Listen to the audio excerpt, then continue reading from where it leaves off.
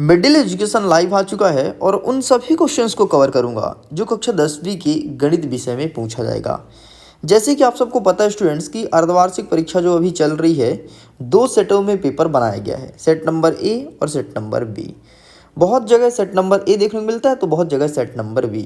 तो लीजिए फाइनल मैं उन सभी क्वेश्चंस को टिक करा देने वाला हूँ जो आपके सेट नंबर ए और बी दोनों में देखने को मिलेगा। सो स्टूडेंट्स आपको करना क्या है, फटाफट इन सभी क्वेश्चंस को अपने क्वेश्चन में टिक कर लेना है और अच्छे से प्रैक्टिस करना है। डेफिनेटली आपके स्कूल में यही क्वेश्चंस देखने को मिलेगा। देखिए मैं उन सभी क्वेश्चंस को लेकर के आ चुका हूँ जो कि 101% मार्किंग होने वाला है और आप इन सभी क्वेश्चंस को पढ़ने के बाद डेफिनेटली आपका नॉलेज एक नेक्स्ट लेवल में जाने वाला है। तो स्टूडेंट आप देख लीजिए, यहाँ पे लिखा है कक्षा 10वीं गणित विषय का है ये। क्वेश्चन बैंक से सभी क्वेश्चंस को टिक कराऊंगा। अगर आपके पास ओल्ड या न्यू क्वेश्चन बैंक है तो आप ओपन करके बैठो, क्योंकि सभी क्वेश्चंस अब आपके सामने आने वाले हैं। देख सकते हैं यहाँ पर कुछ ब्लूप्रिंट अवेलेबल है, लेकिन ब्लूप्रिंट हमारे लिए मैटर नहीं करता है क्योंकि ब्लूप्रिंट वार्षिक परीक्षा में हमें देखना होगा। तो फटाफट हम जल्दी जाते हैं अध्याय 1 में और यहाँ से क्वेश्चंस को स्टार्ट करते हैं। तो सो फाइनली स्टूडेंट्स ये रहा अध्याय 1 वास्तविक संख्या। आप भी अपना क्वेश्चन बैंक ओपन कर लीजिए। जिस क्वेश्चंस को मैं टिक कर दूं उसे अच्छे से पढ़ लेना। डेफिनेटली आपके एग्जाम में वही क्वेश्चन देखने को मिलेगा।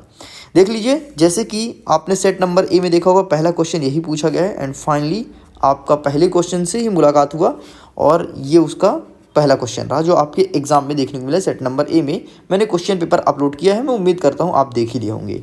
ठीक है, आगे बढ़ते हैं। यहाँ से बाकी कोई भी क्वेश्चंस नहीं बन रहे हैं और जितने भी क्वेश्चंस हो पाएंगे तो मैं टेलीग्राम पर शेयर जरूर करूँगा एक टेस्ट के थ्रू। आप लिंक के थ्रू टेस्ट दीजिए, तो आपको पता ही चलेगा कि आप कितनी गहराई पे हैं और आपकी तैयारी भी बेहतर हो जाएगी। चलिए जी, अब सभी क्वेश्चंस को फटाफट तुम टिक कर लेना। ठीक है, सबसे पहले पूछेगा कि 8, 9, 25 का HCF कितना होगा। ठीक, इस प्रकार से एक क्वेश्चन देखने को मिलेगा आपके एग्जाम में। ठीक है, एलसीएम निकालते आपसे बनना चाहिए। एलसीएम और HCF से एक प्रश्न आता ही आता है, हर साल आता है, तो इस बार भी आपके एग्जाम में देखने को मिलेगा, चाहे कोई भी सेट हो। ठीक, नेक्स्ट एक क्वेश्चन इस चैप्टर से हमेशा आता है कि परमेयकरण करो, जैसे हर का परमेयकरण करो। ऐसे क्वेश्चंस को भी हम अटेम्प्ट करेंगे। ठीक है, और एक चीज़ ऐसे आता है कि जैसे हमें दो संख्या दे देगा, जैसे सपोज करो 2 दे दिया, इधर 4 दे दिया और बोलेगा इसके बीच में परमेय संख्या ज्ञात करो। ठीक है, इसके बीच में 4 परमेय संख्या ज्ञात करो। ऐसे क्वेश्चंस भी देखने को मिलते हैं। ठीक, तो बस यही 2-3 टाइप के क्वेश्चंस को हम देखेंगे, बाकी फिर हम चलेंगे नेक्स्ट चैप्टर में। देखो भाई साहब, सबसे पहले यहाँ पर देख लेना, सिद्ध कीजिए कि √2 एक परिमेय संख्या है। कुछ ऐसे टाइप से क्वेश्चन देखने को मिलेंगे। ठीक है, बाकी जिस टाइप से क्वेश्चंस का मैं उल्लेख कर रहा हूँ वो यहाँ पे नहीं दिया है, उसे हमें रीमॉडल में जाकर के और वहाँ से अटेंड करना पड़ेगा। ठीक, रीमॉडल का वीडियो जल्द आएगा, टेंशन की बात नहीं है। आगे देखते हैं अध्याय 2 हमारा बहुपद। आइए देखते हैं बहुपद से कौन कौन से क्वेश्चंस हमारे एग्जाम में देखने को मिलेगा। सबसे पहले आपको पता होना चाहिए कि एक घातीय, द्विघातीय, त्रिघातीय बहुपद किसे कहते हैं और एक पदीय, द्विपदीय और त्रिपदीय। ठीक है, देखो घात और पद दोनों चीज़ पता होनी चाहिए, घात पहला और पद।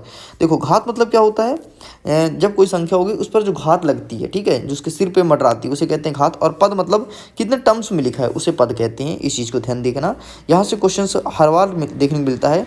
ठीक, चलो आगे देख लेते हैं नेक्स्ट क्वेश्चन। यहाँ से कौन कौन से बन सकते हैं, कुछ फार्मूले हैं जो तुमको याद करना पड़ेगा, ये यहाँ से स्टार्ट होते हैं। ठीक, इन्हें अच्छे से प्रिपेयर कर लो एंड यहाँ से फाइनल हमारे क्वेश्चंस स्टार्ट होते हैं। एक सेकंड, जस्ट अ वेट, ये रहा। ठीक है, तो सबसे पहले आपको पता होगा कि रैखिक बहुपद की घात कितनी होती है और द्विघाती बहुपद की घात कितनी होती है, त्रिघाती बहुपद की, जैसे कि मैंने ऊपर उल्लेख किया।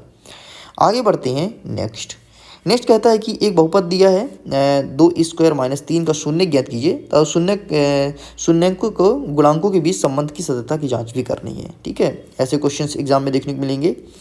आगे बढ़ते हैं तो नेक्स्ट कुछ इस प्रकार से भी क्वेश्चंस देखने को मिलेंगे कि एक द्विघाती बहुपद है जिसमें शून्य का योगफल और गुणनफल कुछ इस प्रकार से दिया है, तो हमें हमारे इसका समीकरण ज्ञात करना है। ठीक है, तो ये रहा क्वेश्चंस। तो most very most IMP question है, डेफिनेटली आपके स्कूल में देखने को मिल सकता है। चलिए आगे बढ़ते हैं। बाकी यहाँ से कोई तगड़ा क्वेश्चन नहीं है जो हमारे एग्जाम में देखने को मिले। ठीक है, तो इसलिए हम इन्हें स्किप कर रहे हैं बिना टाइम वेस्ट किए। आगे देखते हैं नेक्स्ट हमारा अध्याय 3 है। अध्याय 3 कहता है 2 चर वाले रैखिक समीकरण युग्म। आइए देखते हैं यहाँ से कौन कौन से क्वेश्चन आ रहे हैं। तो स्क्रॉल डाउन करता हूँ। ये बाकी यहाँ से 1 नंबर के जितने भी क्वेश्चंस बनेंगे मैं टेलीग्राम पर भेज दूंगा, तो वहाँ से तुम देख लेना। Got it. चलो भैया, हाँ यहाँ से कुछ क्वेश्चंस देख लो। जैसे आपसे पूछेगा प्रतिस्थापन विधि, विलोपन विधि, ठीक, तो विलोपन विधि से संबंधित क्वेश्चन देख लो और प्रतिस्थापन से एक, ठीक है, डेफिनेटली आएगा। 4 नंबर के हिसाब से एक प्रश्न आता है और आपका ये विलोपन विधि बहुत इंपॉर्टेंट है, ठीक है। तो यहाँ से एक क्वेश्चंस को देख लेना, क्वेश्चंस कैसे सॉल्व करते हैं। एक चीज़ ध्यान देना स्टूडेंट्स, यहाँ पर जिस क्वेश्चंस को मैं टिक करा रहा हूँ तो वहाँ पर केवल और केवल आपके अंकों में खेल दिख सकता है। अगर दिखेगा तो अंकों में खेल दिखेगा, जैसे यहाँ पे 3 है तो यहाँ पे 4 कर दिया। बाकी क्वेश्चन बनाने का तरीका पूरा का पूरा पैटर्न वही फॉलो होगा जो आपको मिडिल एजुकेशन अभी यहाँ पर बता रहा है। तो काफ़ी फ़ायदा मिलेगा। गणित का प्रश्न है तो 1-2 इधर उधर अंक चेंज होते ही हैं, ठीक है। ऐसा नहीं है कि आपको सेम टू सेम देखने को मिल जाएगा, लेकिन बहुत सारे क्वेश्चंस मिल भी जाते हैं जब वो क्वेश्चन बैंक से या फिर रे मॉड्यूल से पेपर बनाने बैठते हैं तो। और इस बार आपका पूरा का पूरा पेपर कक्षा 10वीं के क्वेश्चन बैंक से ही बनाया गया है, ठीक। तो नेक्स्ट देख लेते हैं, समीकरण दीजिए और इसका प्रतिस्थापन विधि हल करना है, ठीक। तो आप इसका भी स्क्रीनशॉट ले सकते हैं। Got it. आगे बढ़ते हैं, बाकी यहाँ से कोई भी क्वेश्चन नहीं आएगा, चलिए आप इन्हें स्किप कर सकते हैं, ठीक। हाँ, एक नेक्स्ट देख लीजिए, 5 पेंसिल और 7 कलम का मूल्य कुछ 50 रुपये है और 7 पेंसिल और 5 कलम का मूल्य 46 रुपये है। तो कहता है कि पेंसिल का मूल्य और कलम का मूल्य ज्ञात कीजिए। एक प्रश्न देखने को मिलेगा, 200% सियोरिटी के साथ देखने को मिलेगा और 2 नंबर के हिसाब से ये क्वेश्चन है, ठीक। तो यहाँ से 2 क्वेश्चन है, दोनों को टिक कर लो। 2 में से 1 क्वेश्चन आपके एग्जाम में देखने को मिलेंगे ही मिलेंगे। चलिए यहाँ से और कोई क्वेश्चन बन सकता है क्या? नहीं, कोई क्वेश्चन नहीं बनेगा, आप इन्हें स्किप करिए, ठीक है। नेक्स्ट देख सकते हैं विलोपन और प्रतिस्थापन भी, जिसको मैंने पहले टिक करा दिया, कोई दिक्कत नहीं है, ठीक है। चलिए आगे बढ़ते हैं। नेक्स्ट हमारा अध्याय क्या है? अध्याय 4 द्विघाती समीकरण। आइए देखते हैं द्विघाती समीकरण से किस टाइप से क्वेश्चन देखने को मिलेगा। द्विघाती समीकरण में एक श्रीधराचार्य का सूत्र होता है, ठीक। ये देख लीजिए, ये कुछ इस प्रकार से क्वेश्चंस, तो ये आपके एग्जाम में 100% मार्किंग होता है और देखने को भी मिलेगा। तो ऐसे क्वेश्चंस को प्रिपेयर करना है, ठीक। बाकी मैं टिक कराता हूँ, जिस क्वेश्चंस को मैं टिक कराऊँ उसे तुम अच्छे से पढ़ लेना। चलिए आगे बढ़ते हैं। यहाँ से कोई भी क्वेश्चन ऐसा नहीं है जो एग्ज़ाम में आए।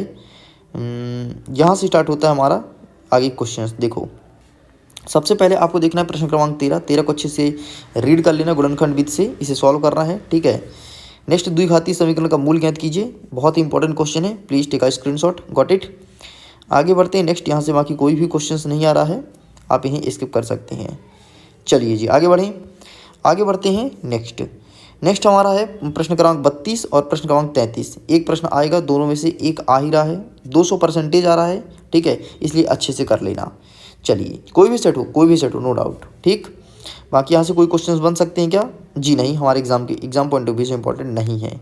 आगे देखते हैं, अध्याय 5 कहता है समांतर श्रेणी। आइए देखते हैं समांतर श्रेणी से कौन कौन से क्वेश्चंस देखने को मिलेगा। समांतर श्रेणी का सबसे पहले याद रखना कि समांतर श्रेणी का क्रम क्या चलता है, इस चीज़ को ध्यान रखना, ठीक है। ये बहुत इंपॉर्टेंट है और एग्जाम में देखने को मिलेगा, ठीक है। अच्छा, गुणोत्तर श्रेणी इससे प्रश्न देखने को मिलता है, लेकिन समांतर श्रेणी इज मोस्ट इंपॉर्टेंट, ठीक है, अकॉर्डिंग टू गुणोत्तर श्रेणी। गुणोत्तर श्रेणी से बहुत कम क्वेश्चंस आते हैं अब, लेकिन पहले कभी कभी पूछ लेता था। लेकिन समांतर श्रेणी का फॉर्मूला ध्यान रखना, सीधे तौर पर फॉर्मूला भी 1 नंबर में पूछा जा सकता है, इस चीज़ को ध्यान रखिएगा, ठीक। आगे बढ़ते हैं, बाकी आगे क्वेश्चंस को टिक करेंगे।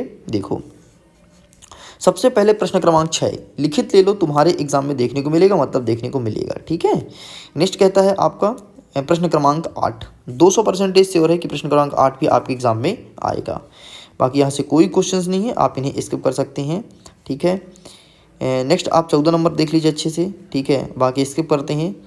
नेक्स्ट आप 16 नंबर को कवर करते हैं, ठीक, तो प्लीज़ आप इसका भी स्क्रीनशॉट ले लो, बाकी कोई दिक्कत नहीं।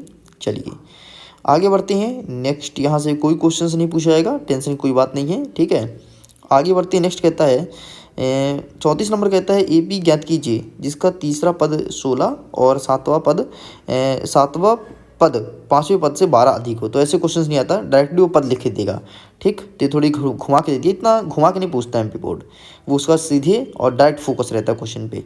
चलिए आगे देख लीजिए 41 नंबर, बस इतना आपको प्रिपेयर करना है यहाँ से।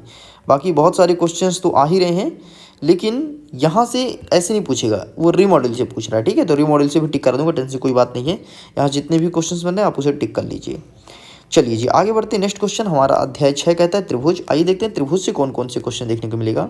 अच्छा, त्रिभुज कितने प्रकार के होते हैं, इन सभी टाइप्स को अच्छे से पढ़ लेना, ठीक है। 1 नंबर का प्रश्न आता है, ठीक। नेक्स्ट यहाँ से बाकी स्किप कीजिए, कोई दिक्कत नहीं, ठीक है। आधार अनुपातिक प्रमेय पे ये प्रमेय नहीं पूछेगा, आधार अनुपातिक प्रमेय ये भी नहीं आ रहा है, ठीक। यस ए यस भुजा क्या होता है इसे एक बार देख लेना, इसका थ्योरम क्या कहता है, बस इतना देख लेना, ठीक है। चलिए यहाँ से बाकी कोई भी questions exam point of view से आईएमपी नहीं है, ठीक। बाकी सब नॉर्मल क्वेश्चंस हैं। तो अगर कोई दिखता है तो मैं उसे श्योरिटी टिक करा देता हूँ ताकि आप एग्ज़ाम में बेहतर स्कोर कर सको। देखिए स्टूडेंट, अब यहाँ से कुछ क्वेश्चंस को टिक कर लो जो 200% आपके एग्जाम में देखने को मिलेंगे, चाहे सेट नंबर ए हो या फिर सेट नंबर बी हो। 8वां नंबर देखिए ये तुम्हारे एग्जाम में आएगा, ठीक है। आगे बढ़ते हैं तो नेक्स्ट आप 11वां नंबर देखिए तुम्हारे एग्जाम में आएगा। नेक्स्ट आगे बढ़ते हैं 15 नंबर को देख लो तुम्हारे एग्जाम में आएगा, और 16 नंबर, बस इतना आपको यहाँ से कवर करना है। आगे देख लेते हैं नेक्स्ट क्वेश्चन यहाँ से कौन सा और बन सकता है।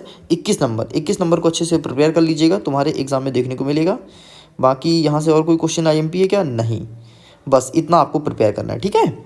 चलिए आगे देख लेते हैं, एक 29 नंबर है तो आप इसे भी देख सकते हैं, ठीक। इसे भी अच्छे से पढ़ लीजिएगा, ये भी आपके एग्जाम में 100% मार्किंग चांसेस है, ठीक है।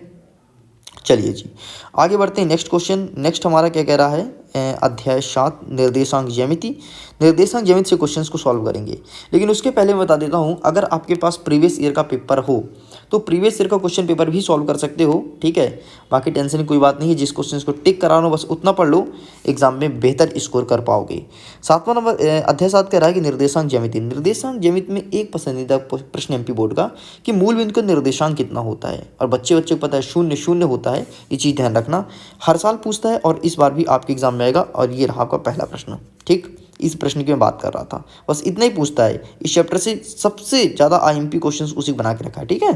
बाकी ऐसा ही पूछ लेगा कि -2 और 3 में कोटि क्या है, भुज क्या है, ऐसे क्वेश्चंस भी देखने को मिलेंगे, लेकिन वो फिक्स है, एकदम मिलना ही है, चाहे कोई भी सेट हो, कभी भी हो, ठंडी हो, बरसात हो, गर्मी हो, वाला प्रश्न देता ही है ना। एमपी बोर्ड का पसंदीदा प्रश्न है, वो होता है सबका अपना अपना पसंदीदा प्रश्न, तो ठीक है, ऐसे एमपी बोर्ड का वो पसंदीदा प्रश्न है। चलिए आगे बढ़ते हैं, नेक्स्ट 12 नंबर देख लेना। एक बार इस टाइप के क्वेश्चंस को भी एक बार अटैम्प्ट कर लेना। मैं अगेन बोलता हूँ, डेटा तो सेम नहीं मिलेगा, ठीक है। डेटा को ध्यान रखना, डेटा चेंज हो सकता है, अंक है यार, अंक तो ये थोड़ी थोड़ी बदल जाता है, तो अंक डिफरेंस हो सकता है, बाकी क्वेश्चन का टाइप्स जो है वो डिफरेंट नहीं होगा, टाइप्स वही देखने को मिलेगा। तो एक टाइप के अगर क्वेश्चन लगा लोगे ना तो डेफिनेटली अगेन जो दूसरा टाइप रहेगा या फिर उसी टाइप का दूसरा प्रश्न आ गया उसे तुम आसानी से कर जाओगे, ठीक। वो तुम्हारे लिए कोई बहुत क्रिटिकल नहीं रहेगा। तो लीजिए स्टूडेंट्स, इस प्रकार से हमने अध्याय 7 तक के सभी क्वेश्चंस को बहुत अच्छे से टिक कर लिया, कौन कौन से एग्जाम में आ रहे हैं, कौन कौन से नहीं आ रहे हैं। ये वीडियो पसंद आया तो वीडियो को लाइक करके अपने दोस्तों के साथ शेयर कर सकते हैं। जल्द ही मिलेंगे सेकंड पार्ट के वीडियो में, जिसमें कवर करेंगे आगे क्वेश्चंस को। इसके अलावा पेपर का सेट नंबर ए का पहला पार्ट अपलोड कर दिया हूँ, अगर आपने नहीं देखा तो प्लीज़ जा करके देखिए। मिडिल एजुकेशन की ऑफिशियल यूट्यूब चैनल पर अपलोड है, उसे आप देख सकते हैं, डेफिनेटली आपके एग्जाम में बहुत हेल्प होगा। ओके स्टूडेंट्स, मैं वीडियो एंड करता हूँ, जल्दी मिलते हैं सेकंड पार्ट के साथ। सो वी के लिए बाय बाय एंड एग्जाम के लिए ऑल द बेस्ट।